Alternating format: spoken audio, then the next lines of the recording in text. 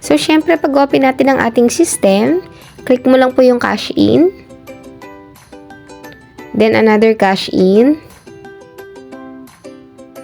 Then, lalabas na po yung ating mga tie-up partners dyan. So, i-click mo lang yung Palawan Express Padala kasi doon niya sinend yung kanyang payment.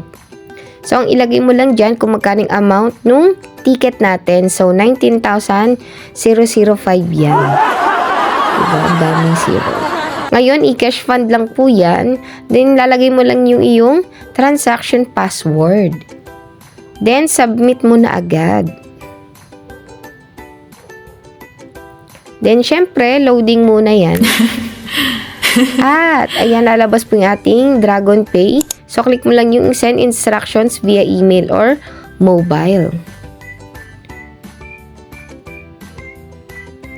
At yan, may lalabas po na transaction posted. Then, nandiyan yung reference number natin.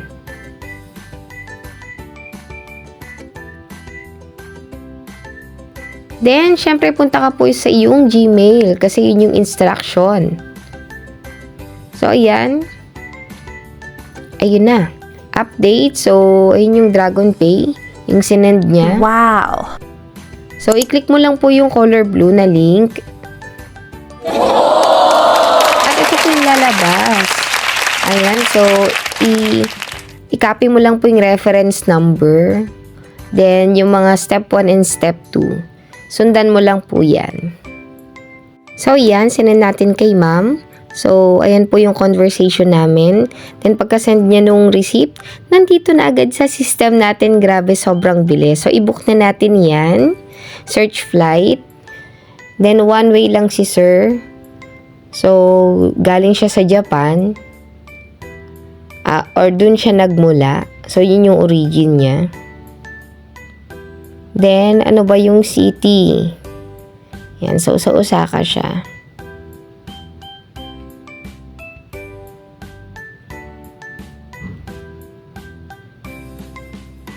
Osaka. Then, yan, Kansai. Then, saan ba siya pupunta? Siyempre, dito na uwi na siya sa Philippines. Kasi medyo mahina na daw yung kanilang work doon.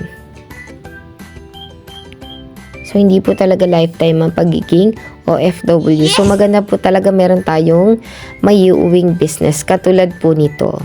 And please PM me kung gusto mong magkaroon ka ng ganitong klase ng negosyo. So, ayan, nakita na natin yung Philippines. At syempre, select city. So, pupuntas ang ano niya po is Cebu City. Then, Mactan, Cebu.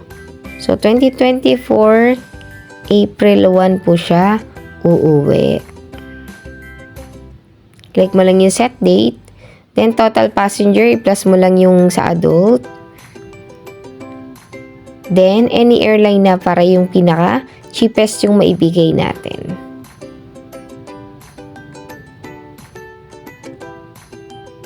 So, ayan. Ito po yung mga prices. So, iba't ibang airlines na po yan. At meron nga lang time si sir. So, hindi natin mabibigay yung pinaka-cheapest. Yung time na gusto niyang umuwi yung ibibigay natin. So, 1940 yan, 7:40. Yan yung pinakamagandang time para sa kanya. Kasi may mga asikasuhin pa siya. So, i-click mo lang yung proceed. Then, ayan na po yung flight summary. Then, i-proceed mo lang po ulit yan. Then, ito na po yung details po ng ating passenger. So, ID lang po talaga yung kailangan natin dyan or yung kanyang passport. So, kailangan double check tayo sa ating mga nilalagay na details. Ayan. So, maganda nakasulat na rin yan para hindi na tayo paalis-alis sa ating at i-check pa. So, isulat mo ng mabuti. Ayan, so yung birthday, kailangan tama po yung month and date kasi minsan 'di ba nakakalito.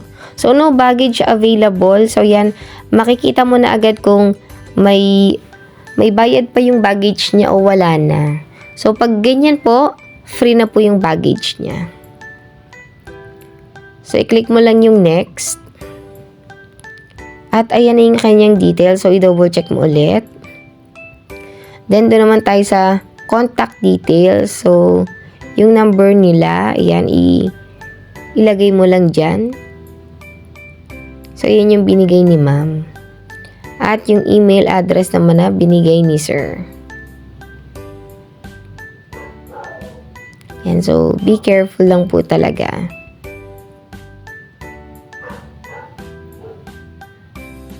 Yan, para ma-receive po nila sa kanilang Gmail din yung kanilang ticket. At kung ano man po yung mangyari, may mga changes, so marireceive niya agad. Then, dito naman po sa street, city at zip code, pwede na po kahit sa inyo yan. Kasi hindi naman po yung makikita sa ticket. Then, isave mo lang po yan.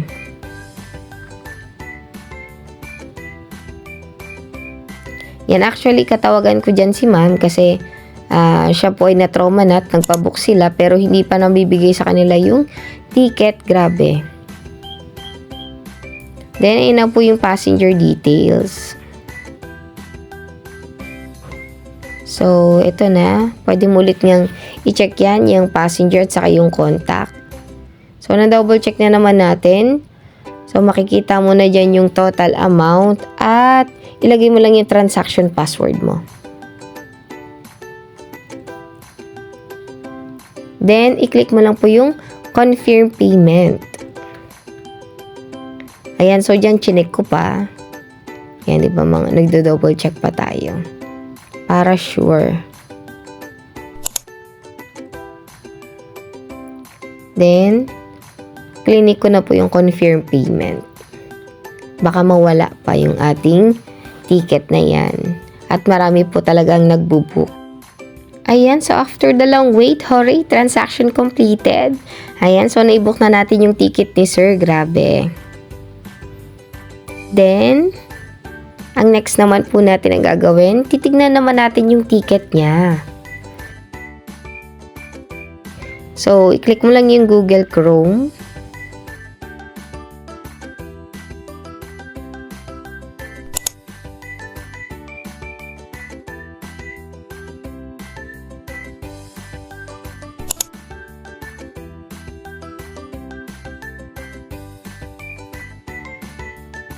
So, ayan.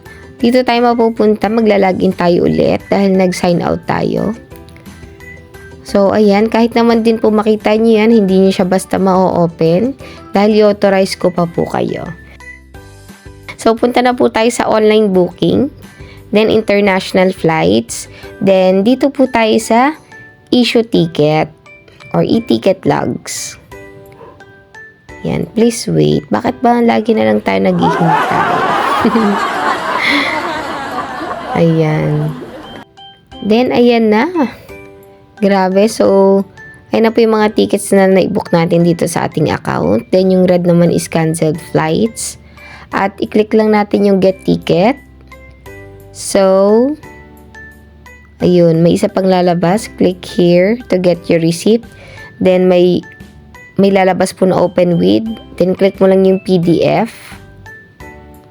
Then, eto na po siya. So, sabay natin, hindi na talaga nawawala yung paghihintay na yan. So, eto na talaga yung ating e-ticket na isesend natin sa ating client. Wow! Grabe. So, ganun lang po kabilis. O, diba kausap ko talaga si ate. So, thank you po for patronizing Leeway's Travel and Tours.